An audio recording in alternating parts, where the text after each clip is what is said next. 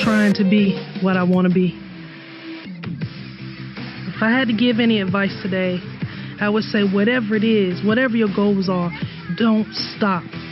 Keep pushing, keep going until you get what you want to get. Whether that's financial prosperity, spirituality, the perfect job, the perfect family. Don't stop, and don't stop to listen to what doubters and naysayers have to say. Because if that's the case, they're not going to have anything, and you're not going to have anything either. Sky's the limit. Woo, what a powerful message that was. Thank you very much, Joan, for sharing. I'm also introducing it into my video with the permission of Joan, simply because I want the whole world to see that message. That is powerful stuff. Okay, so ISO. What is ISO? What does it do? And how does it influence your footage? Right, firstly, what is ISO? ISO is the sensitivity of your camera sensor to light. Simple. How much light does your sensor allow? And how little light does your sensor allow on a low or a high ISO setting? Now, there's a whole mathematical thing which I'm not going to talk about, but the simple fact is the lower your ISO number, the less sensitive your camera sensor is to light. The higher the ISO number is, the more sensitive your camera is to light. Now, think about driving, midday, sun is out, shining very bright, you can't see a thing in the road. What do? Firstly, put on your sunshades. Now your eyes are not so sensitive to light anymore. So you are reducing your ISO number by putting some sort of a filter in front of your eyes.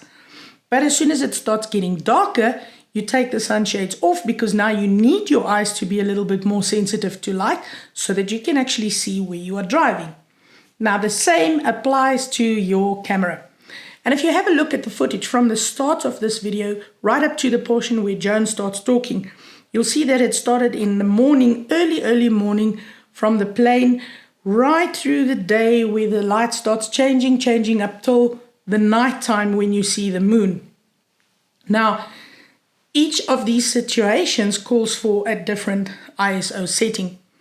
It is possible for you to film or to shoot photo in manual mode, and you choose your own settings in terms of shutter speed, frame rate, and f-stop.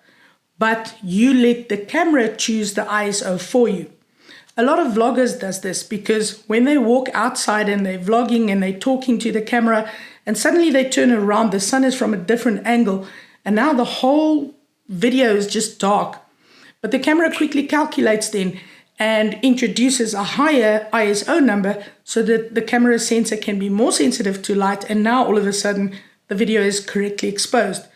It does take a few seconds to change from that exposure darker to a lighter exposure, simply because the camera first has to do the math quickly, and then after doing the math it has to raise the ISO, and then you see the footage becoming a lot better. So if you're a vlogger and you're walking outside vlogging, and then you start walking into a building, exactly the same thing that happens to your eyes when you were just walking outside looking at a white piece of paper, and now you look up inside a building and you can't see nothing. That's exactly what happens to your camera.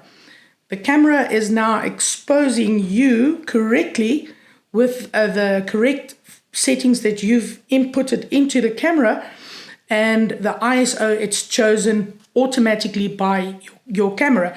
So what happens is it's bright out and the camera is looking at you, trying to figure out the ISO, and he sees, okay, it's very bright out. I'm going to use about 100 ISO number, or 50 in some cases, very, very low numbers. And then suddenly you walk into a building and the camera has to adjust exactly the way that your eyes have to adjust if you walk from a sunny place into a darker place. Sometimes you'll find that you'd be driving and you've been so used to seeing the same strip of road for a long time, and you get out and you walk into a shop and you can't see anything. That's exactly what happens to your camera. Okay, guys, so how does ISO affect your footage? Well, if you use a very high ISO number, it will introduce a lot of grain and noise into your footage, which looks terrible. So we don't want to go over a certain ISO number. And every single camera has its own sweet spot for ISO numbers. But that's basically how it affects your footage. It's grain, introducing grain that you don't want if you go above a certain number. Okay, so that is it for today's video, and I really hope that you've enjoyed it. I'll see you around in the next one, and stay tuned. Don't miss anything.